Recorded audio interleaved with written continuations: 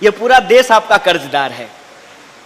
ये पूरा देश आपका इसलिए कर्जदार है कि आप अंबानी अदानी की बात कर लें या जूता सिलने वाले की बात कर लें, अगर आप ना हो, बैंक ना हो, बैंकिंग सिस्टम ना हो, तो यह अर्थव्यवस्था चलने वाली नहीं है। इस लिहाज से पूरा देश आपका कर्जदार है। यह बात बिल्कुल ठीक है कि आज हम ऐसे दौर में हैं कि हमको हमारे ही लोगों के खिलाफ खड़ा कर दिया जाता है। मैं रायलू जी की बात से सहमत हूं कि जब किसान का सवाल होता है तो बैंक कर्मी नहीं नजर आते हैं, और जब बैंक कर्मी का सवाल होता है तो किसान नहीं होते हैं। जब किसान बोल रहा होता है तो मजदूर चुप होते हैं, और जब मजदूर बोल रहा होता है तो नौजवान चुप होते हैं। जब नौजवान बोल रहे होते हैं तो विद्यार्थी नहीं बोलता है। जब विद्यार्थी बोल रहा होता है तो महिला चुप होती है। जब महिला बोल रही होती है तो समाज के दूसरे तबके के लोग चुप होते हैं। यह बात ठीक है, लेकिन फिर भी आपकी प्रशंसा में नहीं, ये मेरा अपना व्यक्तिगत अनुभव है कि इस देश में जब भी कोई त्रासदी होती है, चाहे बाढ़ आती हो, तो बैंक कर्मी चंदा इकट्ठा करके अपने बैंक का नाम लिख करके, शाखा का नाम लिख करके रिलीफ कैंप में रिलीफ पहुंचाने का काम करते हैं। कभी भूकंप आता हो तो बैंक कर्मी चंदा करके, पैसा इकट्ठा करके, रिलीफ का पैकेट बना करके भूकंप के इलाके में सामान भेजने का काम करते हैं। देश को जब भी जरूरत होती है, बैंक कर्मी पूरी मुस्तैदी से वहां खड़े होते हैं। और अभी हाल में किसानों का एक बड़ा मार्च हुआ था। नासिक से चल करके वह मार्च मुंबई तक पहुंचा था, और उस मार्च के दौरान बैंक कर्मी बढ़ चढ़ करके हिस्सा लिए थे। जब मार्च बैंक के ब्रांच के सामने से गुजर रहा था, बैंक कर्मी अपने बैंक के ब्रांच से बाहर आकर के पानी की बोतल दे रहे थे, फूड का पैकेट दे रहे थे, बिस्किट दे रहे थे। बैंक कर्मी ये रोल प्ले कर रहे थे। इसीलिए मैं समझता हूं कि अगर मैं इस देश का नागरिक हूं तो बैंक कर्मियों से हमारा एक मानवीय संबंध है, और इस मानवीय संबंध के आधार पर ही मैं कुछ बात आपसे साझा करना चाहता हूं। सबसे पहली बात तो यह है कि आप में से ज्यादातर लोग इस बात को जानते होंगे कि आज बैंकिंग सेक्टर की क्या हालत है। अभी नोटबंदी हुआ था।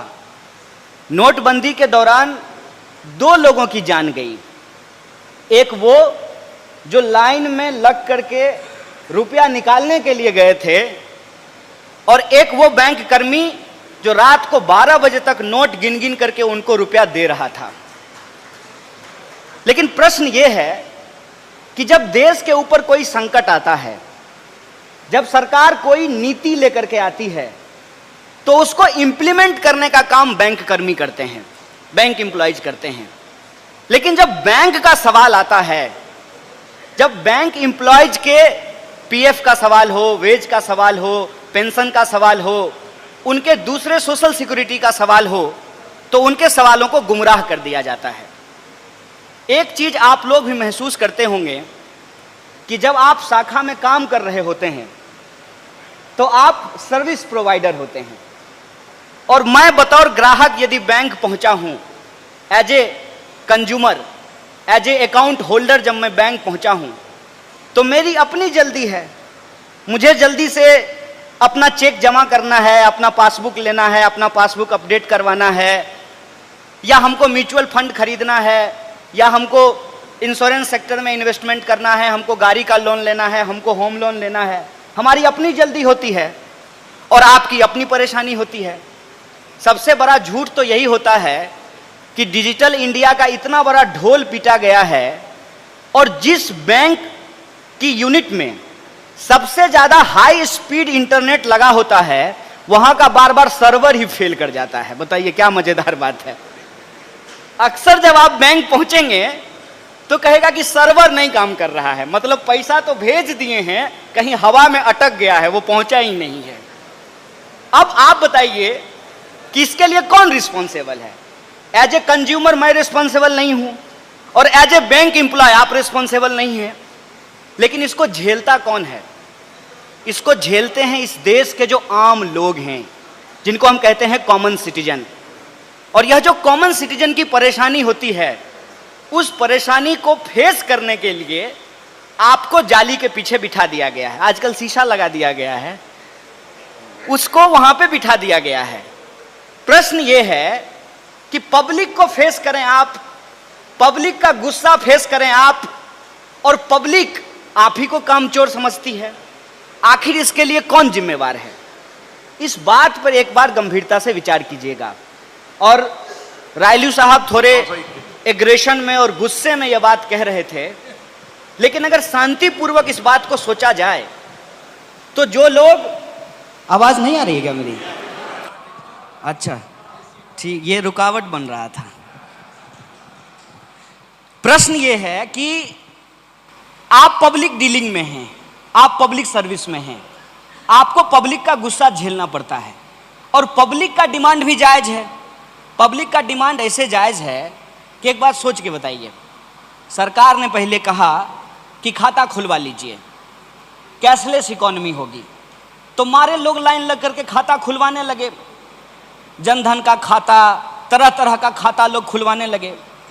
खाता जब खुल गया तब बैंक बोली कि आपको मिनिमम बैलेंस मेंटेन करना पड़ेगा। अब बताइए, मिनिमम बैलेंस कौन मेंटेन नहीं कर सकता है? मिनिमम बैलेंस तो हमारे जैसे लोग ही मेंटेन नहीं कर पाएंगे ना, जिनका कोई फिक्स इनकम नहीं है।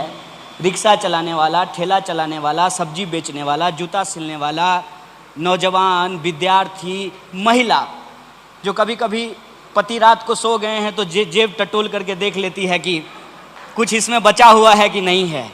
अगर कुछ बचा हुआ है तो सेविंग अकाउंट में इसको डाल दिया जाए। तो वो मिनिमम बैलेंस कहाँ से मेंटेन करेंगे? और मिनिमम बैलेंस जब वो मेंटेन नहीं करेंगे तब बैंक उनके ऊपर चार्ज करेगी, और बैंक जब चार्ज करेगी तो उनको लगेगा कि चलो खाता बंद करो। तो सरकार रातों रात एक पॉलिसी लेकर के आई, मन में आया, सपना आया, सरकार एक पॉलिसी ले आई। अब उसको इंप्लीमेंट कौन करेगा? उसको इंप्लीमेंट करेंगे आप लोग। और जब आप उसको इंप्लीमेंट करने के लिए गए तो उसका कुल परिणाम क्या हुआ?